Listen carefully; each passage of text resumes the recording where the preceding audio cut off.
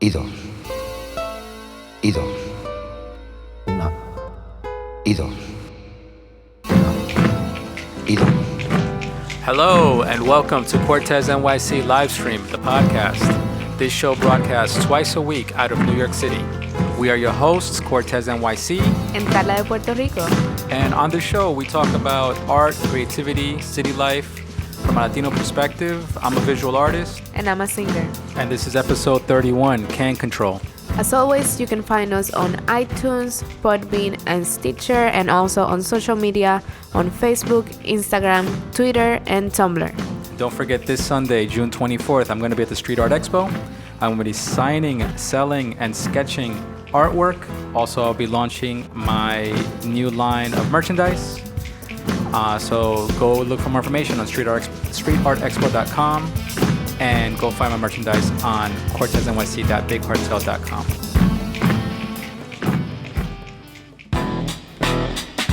All right, Can Control. Let's talk spray paint. I think I'm going to start this episode with a little history about two companies. Now, most of you people out there might know or have heard of Montana spray paint, but you might not know that there's two different brands. Now, one is called Montana and the other one's called MTN Colors. This is something that I learned about, not so long ago, maybe like 10 years ago. This brand of spray paint came out called Montana. One was a Spanish brand, and then a German brand came out and tried to take the name and make their own brand. And the German brand is the one that ended up becoming the popular one, which everybody knows of, which is Montana. But the original one is still sold, and people still use it, and they still buy it. But people don't really understand the differences between the two brands. So I'm gonna read to you guys from this article on artprimo.com, which is a graffiti shop kind of website. And this article is called The Story of Two Montana Paints, a tale of dreamers and corporate schemers. Spanish Montana is the first true graffiti paint. And they say Spanish Montana because literally it's from Spain, and literally the colors and everything are Spanish named.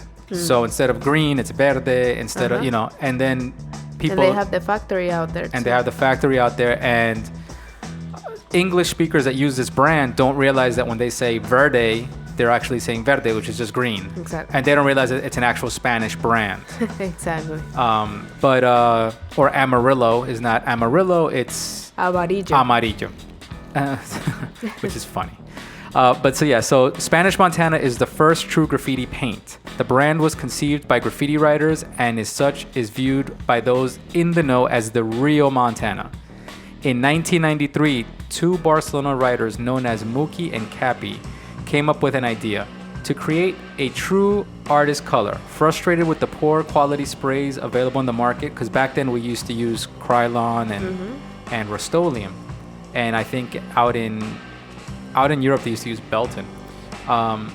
So they were tired of the poor quality of sprays being used, being sold in the market. They decided to create a brand of spray paint that would soon change graffiti as we know it. They approached Jordi Rubio, the commercial manager of Felton and Aerosol producer, and the idea of creating a line of spray paint specifically for graffiti writers was born. They laid out their vision of the paint line with more colors, better coverage, and more control. That was a big deal back in the day. In the 90s, that was around the same time, in 93, when they came out with this spray paint brand. That's when I really started doing big productions, and there was a need for people like myself that were raised on like this very limited palette to explore more colors and try to do bigger productions, more refined artistic productions. And these brands were the brands that kind of innovated that, which led us to what we have now, which is like Iron Lac and Montana and all these different brands. And back in the day, you had to use just the colors that you had from the hardware store, like exactly. Whatever we could find. Yeah, just so those. There was no way to mix and match. We could mix them ourselves, but then we have to be scientists and start exactly. mixing spray paint. They went through all their businesses, back and forth, like their business negotiating, trying to figure out how to get the factory to make it and all these things.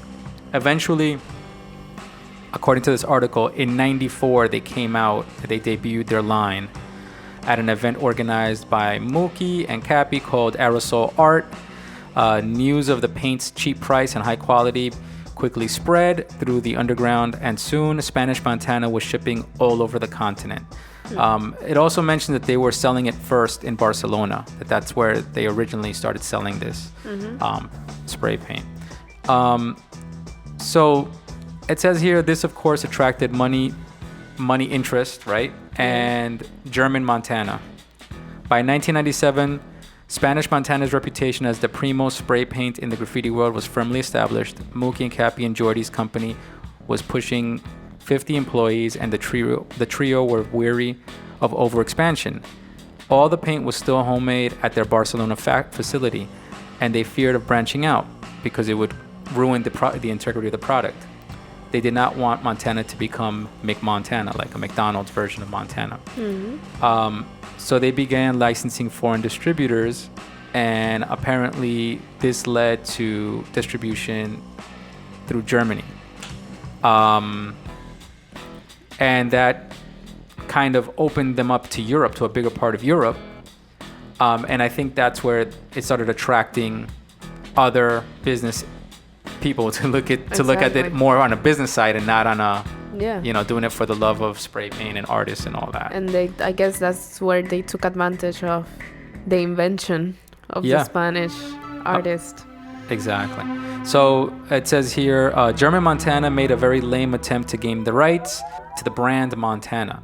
What they did is they found another company that had a claim to Montana through certain parts of Europe. Montana. It was a company in Switzerland that already had the rights to the name Montana.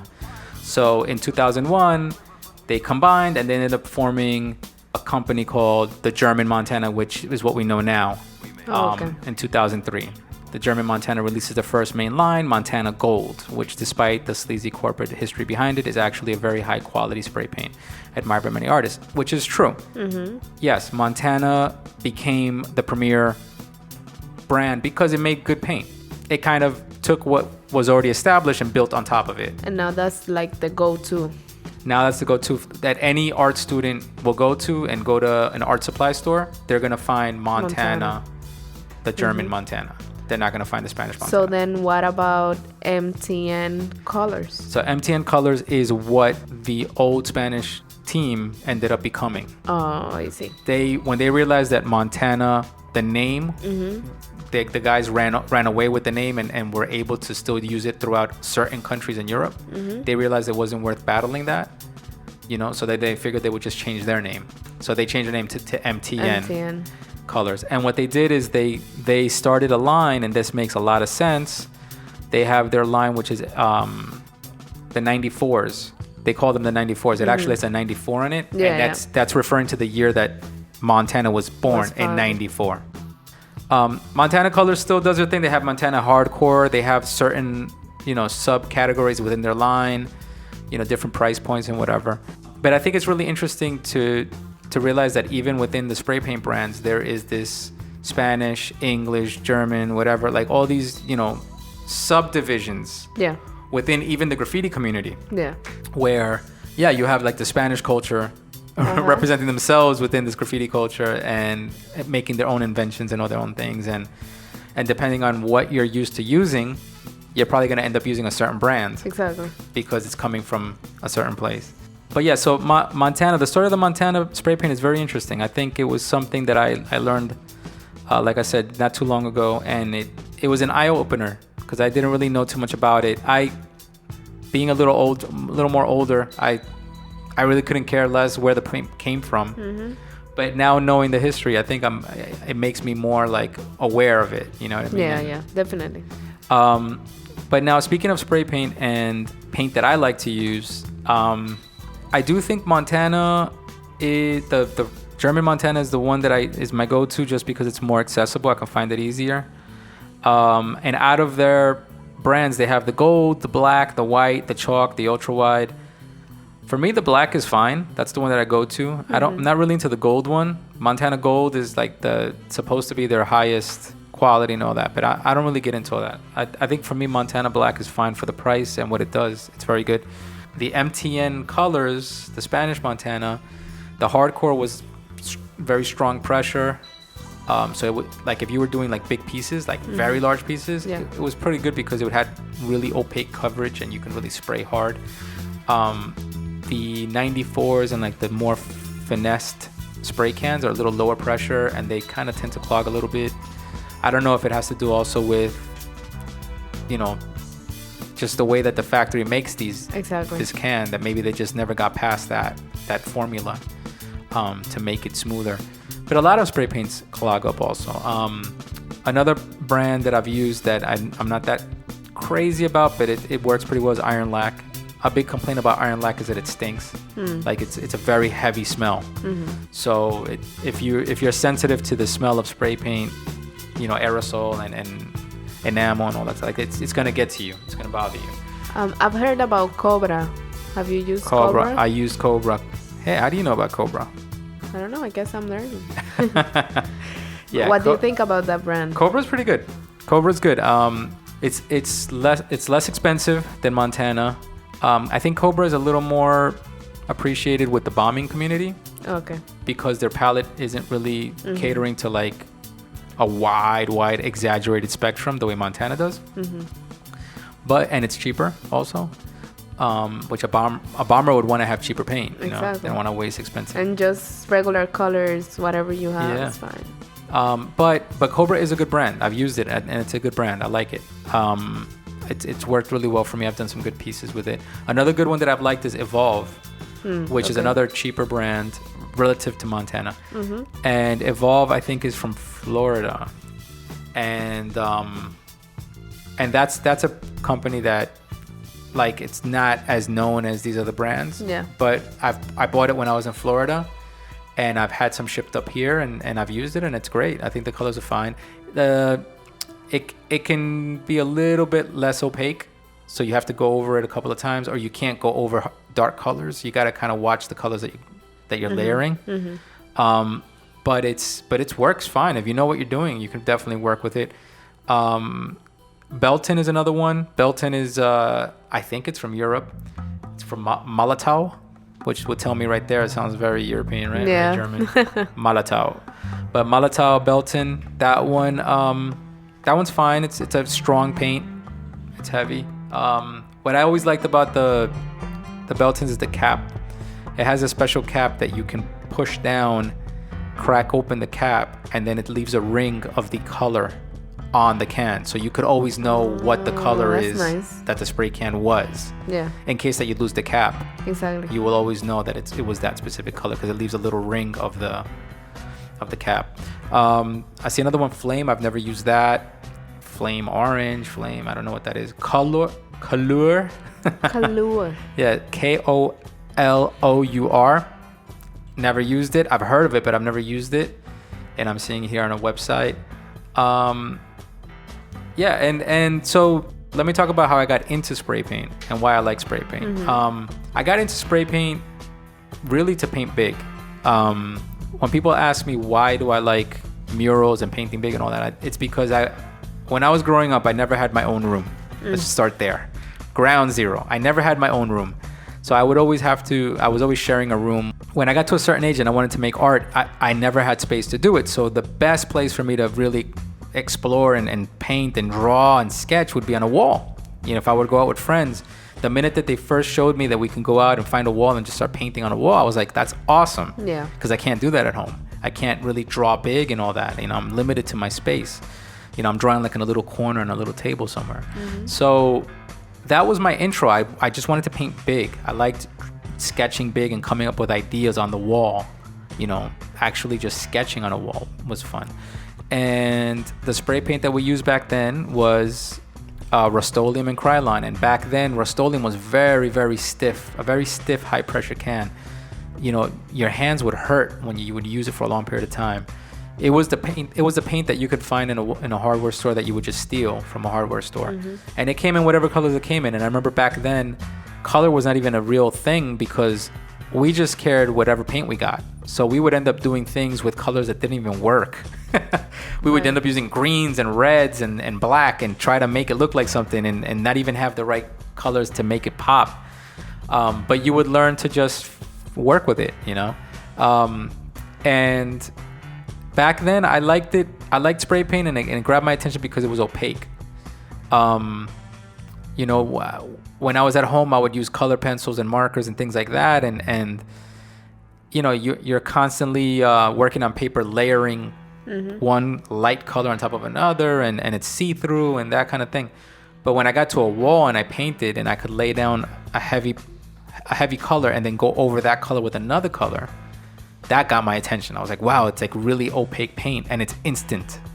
Exactly. You know, you don't have to mix the colors or nothing. Like, it's instant. Like, if I paint something and I want to go over it, I just grab the other color and go right over that color.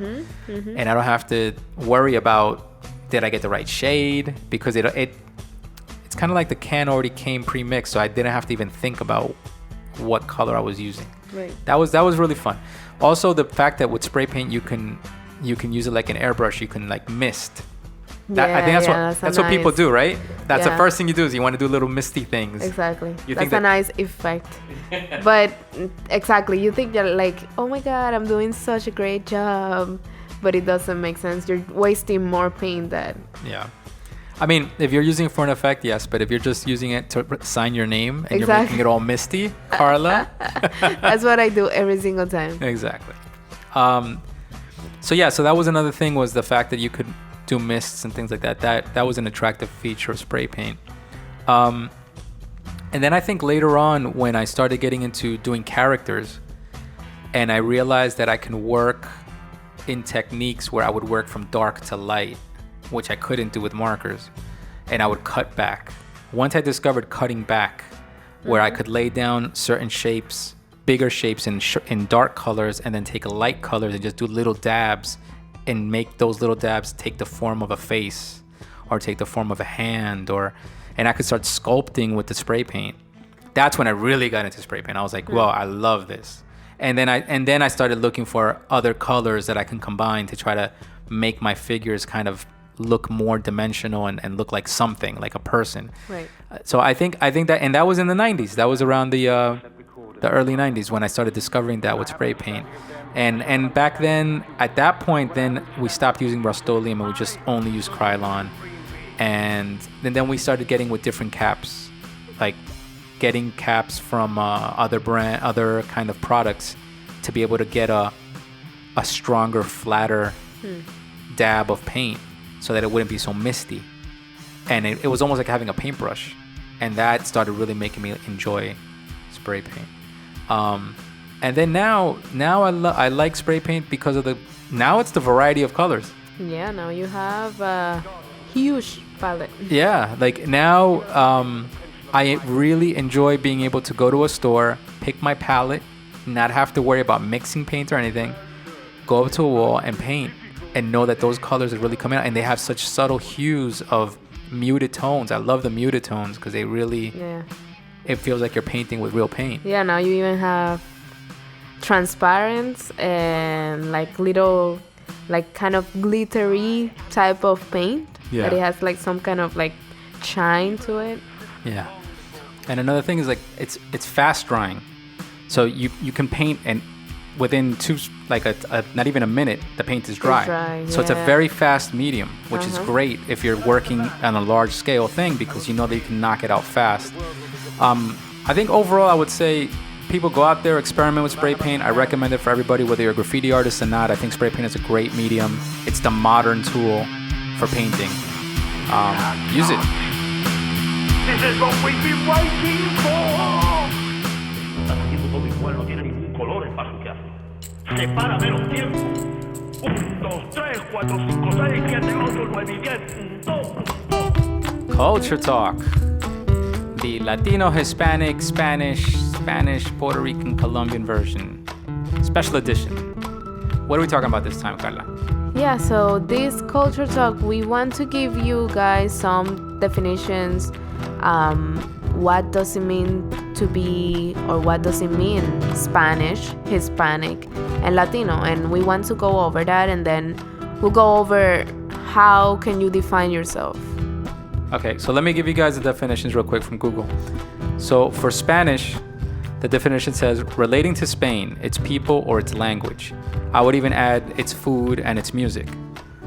Also, the Romance language of most of Spain and much of Central and South America and several other countries.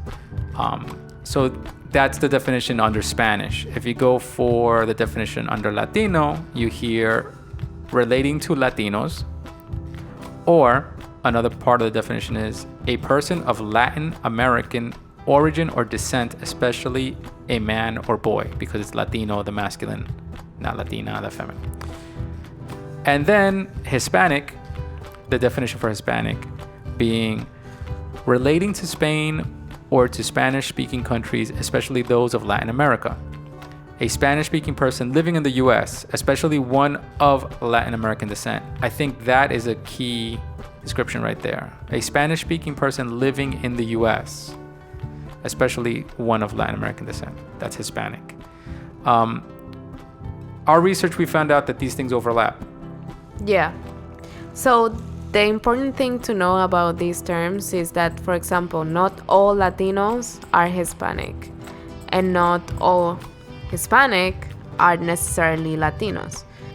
Right. So Latinos are usually associated with being from Latin. That's the definition. They're from Latin America. Yeah. But not all of Latin America speak Spanish or Yeah. Spanish-speaking countries. For example, you were going to say... Yeah, like Brazil. Brazil is part of South America, which is part of Latin America, and they speak Portuguese, so they don't speak Spanish. And also in South America and Latin America, there's many countries, Yeah. like I think Guyana. Guyana, right? That they don't speak Spanish. They're not even associated really with Latin America. That's yeah. But they are in South America, and they're in the center of all of it. Yeah. Also in the Caribbean, like Jamaica. Exactly. Jamaica is not considered part of Latin America, Exactly. but it is right smack dab in what is associated with Latin America.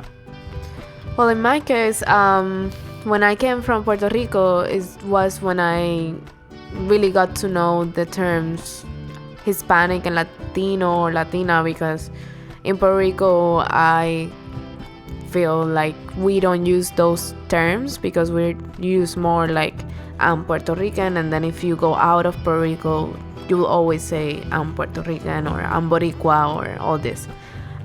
So being here, it has been a little bit difficult to define myself, and define myself in a sense where, let's say if I'm working on something, somebody can ask me, are you Spanish?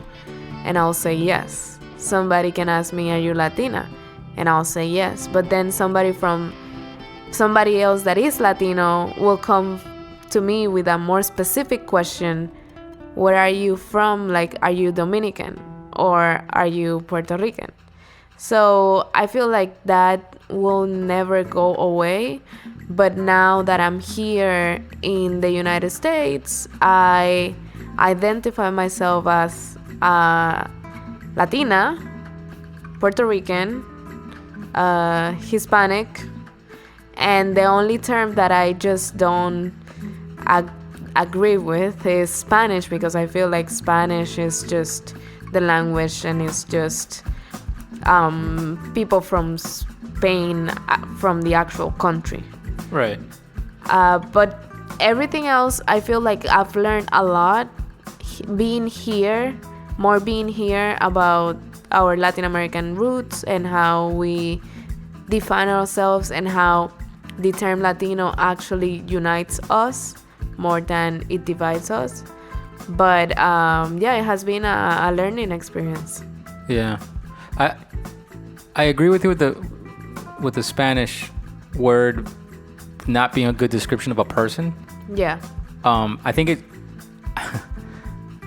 it is just people that don't, just ignorant people who don't know how to communicate, who just refer to you as a Spanish. Right. Are you Spanish? Yeah. Are you a Spanish? Exactly. Like saying, are you a French? Exactly. Which we do. We say, are you a French? Are you a German? Are you a, Yeah, I mean, it's like German is the language, like, right? Mm-hmm. but German's a person too, and that's the thing. So, yeah, I mean, for me, we were talking about it, and for me, growing up, the word was definitely Spanish. People would say, "You're Spanish," or "Are you Spanish?" And then the other word later on, when I got a little older, was Hispanic. That's what I started seeing on paperwork and on censuses and like surveys. Like I would see Hispanic as an option. And only like once when I was in high school and in college is when I started hearing Latino. Latino was a popular phrase that was being used, Latin American and Latino. And then it took me a while to warm up to it. I just heard it from people. I never really saw it published. You know, I never saw it published in any census or used as a real description governmentally. So Latino was always something that it was like a description that we just used amongst ourselves as a conversation, but then just to refer to Latin America. But then now I think Latino is a legitimate description. Yeah. That now we got new descriptions beyond Latino. You know what I mean? Yeah, exactly. Now we have Latino, and we're still trying to understand what it means to be a Latino. And now we even have the gender neutral but Latino, Latinx. Latinx. But to bring it back to the Spanish, Hispanic, Latino thing, I think the thing that I've learned is when people have asked me, am I Spanish? I usually understand why they're asking me. Usually when people ask me, am I Spanish? It's because they need me to speak Spanish for whatever reason, whether because they want directions and they're Spanish speakers, and they just want to say, are you a Spanish speaker? They're not really saying, are you a Spanish person? They just want to know, am I fluent or able to communicate in Spanish? And if it's an American saying, are you Spanish? It's usually a negative connotation. They want to know, am I a Spanish speaker, for something negative usually. It's something that I don't want to be a part of. Yeah. When somebody say, are you Spanish or are you Hispanic? Usually it's related to that. Rarely does somebody say, are you Latino? Exactly. Because that's cultural. And if they're asking me, am I Latino?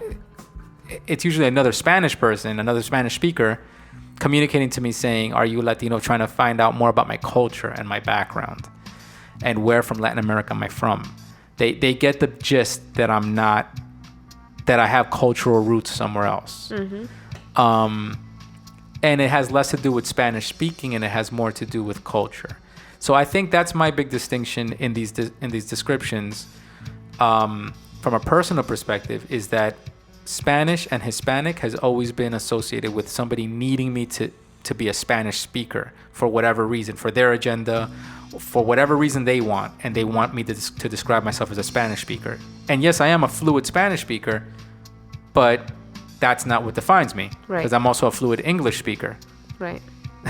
And nobody says, are you English? Yeah. You know what I mean? So it's just silly for me. But yeah, Latino. If somebody asked me to define myself, I would say Latino. And if you want to get more specific, Colombian descent. Exactly. And obviously born here, Latin American. And then really New Yorker. I'm a New Yorker, which is its own description into itself. But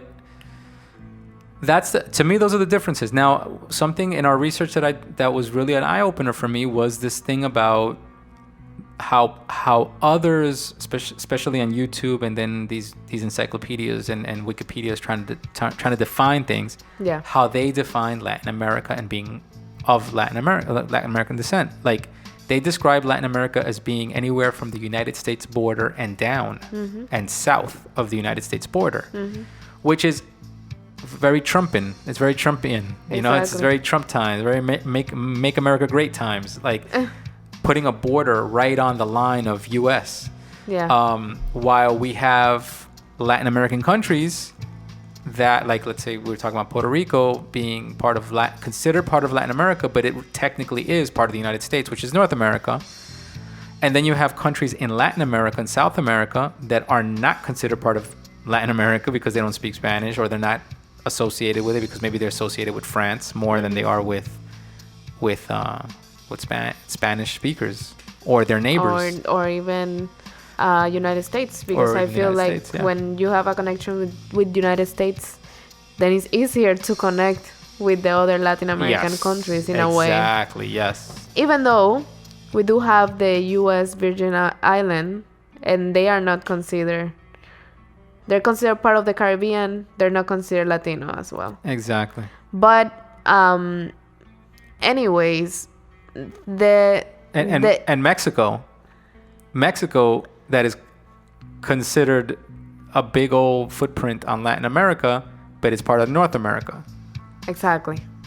Mexico is not Central America. Mexico is North America. That's why the FIFA World Cup 2026 is gonna be North America, and it includes Mexico. Yeah, I feel like before we were having this discussion and I wasn't getting your point, but it wasn't on the thing of let's put a border and divide ourselves, but in my point of view is that for a person to be called Latino, they need to be outside of Latin America, and that's why the term is used mostly in the United States, and they should be from Latin American descent, and that's what makes them Latinos. But, and this is where we were getting into the debate back and forth, Yeah. I feel that Latin America being described as anything south of the United States is a misrepresentation of what Latin America is. Latin America is all of the Americas, North and South. The Latin portion, right? The Spanish-speaking portion. That's what the description is saying. It's saying in the Americas, North and South America. In North America, there is a huge population of us that are speaking Spanish in North America, in the United States, technically not in south of the border Latin America. Yeah. So we are representative of Latin America in the north, and we populate Latin America, which includes North America. Yeah. North America is a part of Latin America due to its people and its languages. North America is part of Latin America. If we think about it in terms of how many generations of people already have contributed to United States society and economically, then we can say, well, yeah, obviously United States is built up from and by Latin Americans. Exactly. Plus every other immigrant that comes to the United States. And there are Latin Americans who do not speak Spanish. Exactly. Yeah, that's another point. And that's another huge part of the population.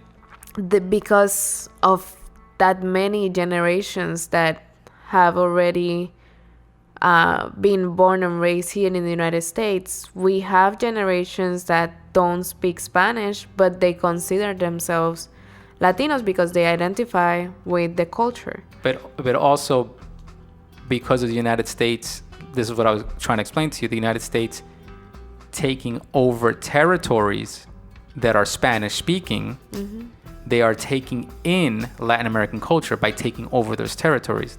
Because they're creating immigration. Yeah. And they're taking in cultures that are Spanish speaking cultures into their... True. So they are a Latin American culture. True. Just by taking in Mexican borders, by taking in that whole area of the United States that used to be Mexico, and places like Puerto Rico that are part of Latin America but are technically now part of the United States. They're taking in their people. And by doing that, you're taking in the culture as well. And then you're, as North America, you are part of Latin America. And I think that's something that you can't have it both ways. You can't be North America, the strictly English speaking. It's not human. It doesn't make sense. Yeah. There's no real borders. And right? that's why they don't have an official language in the United States. But I mean, it's gonna be interesting to see where this is gonna end up. Like, when is gonna be the point that finally they're going to accept no, you know what? Yeah, we have all these people here. They build up this country. No, they were in here the modern era. and they were here since the beginning of this country because we stole land from them. Exactly.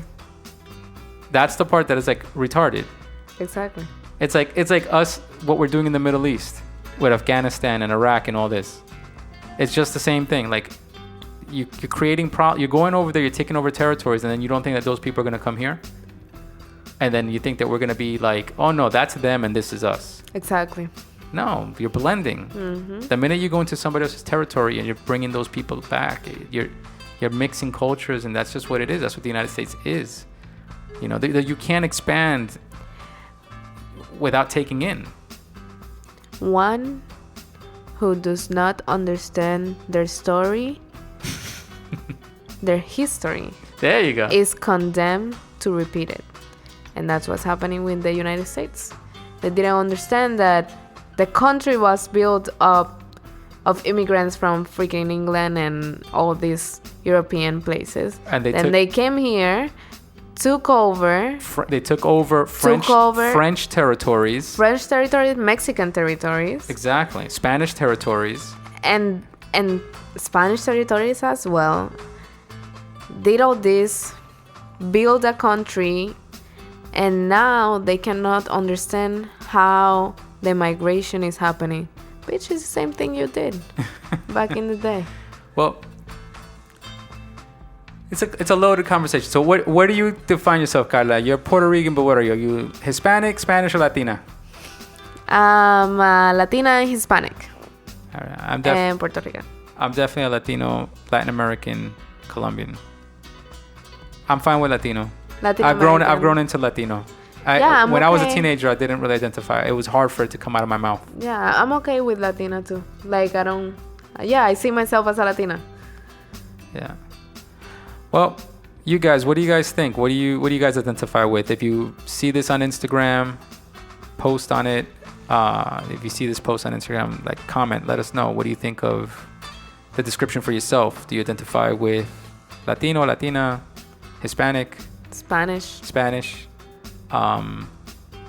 Chicano, Boricua, Dominicano, Colombiano, Peruano, Mexicano. Yeah, let us know what you think. I mean, this is a multicultural conversation, and there's probably cultures that we're not even realizing right now in this conversation that we're not speaking about because we're not even aware of. Yeah, and it's just exactly what it is. It's a conversation to understand where are we standing.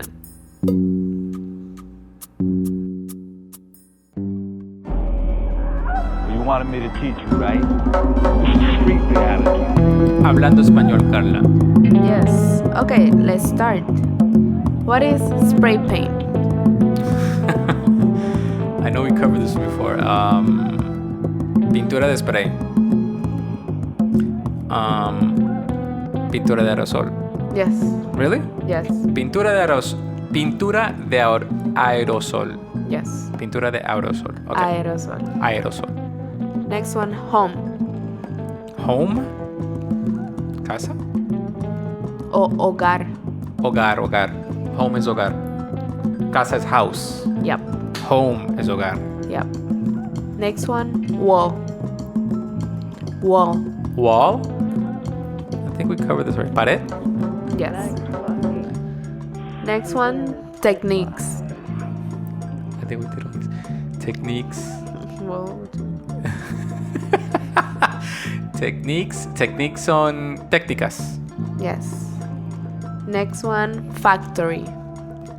Factoría. Yes. Good. Next one, Hispanic. Hispano. Yes.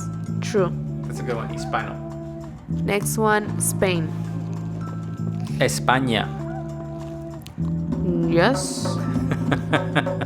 Next one, Yes. Romance language. Romance language is Idioma romántica.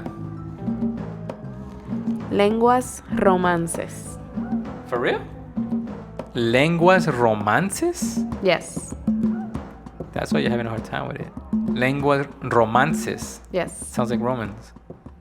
Like Roman. Lenguas romances. Okay. Okay, which one you have for me? Oh, I have a bunch for you. Hold on, wait up. Let me get my paper. Okay, ready? Yep. How do you say language? Lenguaje No es idioma. or Oh. Carla? lenguaje or idioma. All right. Next one is migration. Migración. Good. All right. All right. Next one is identity. That's a good one. Identidad. Nice. Very good, Carla. You're very good at Spanish. Next one is debate. I hate debates. Debate. Debate? Yeah. That sounds unusual. Debate. Debate.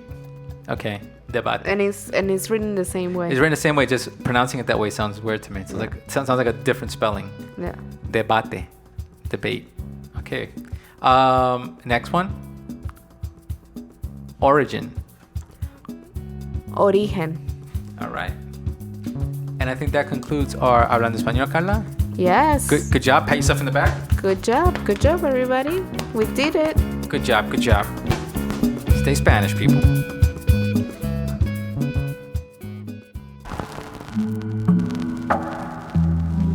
Another episode in the bag. Yep. All right, so next episode is going to be episode 32, Sweet Expo. In Art Life, I'm going to talk about, because I've been preparing for the Street Art Expo, I'm going to talk about how to prepare for an art convention. And on Culture Talk, we're going to be going through a list of Latino desserts. That sounds delicious. We should do a taste test. Yeah. And we should taste them as we talk about each one. That's a great idea. We should take one spoonful of each one. I already got my picks. I already know which ones what I want. Me too. I don't know what you would want. And we're going to be hablando español. Yes. All right.